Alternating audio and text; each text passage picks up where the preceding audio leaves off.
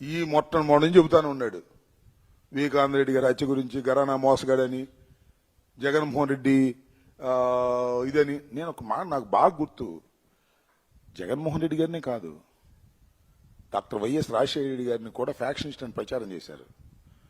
మీ అందరు చిన్నవాళ్ళు గుర్తుందో లేదు, ఈ చంద్రబాబు నాయుడే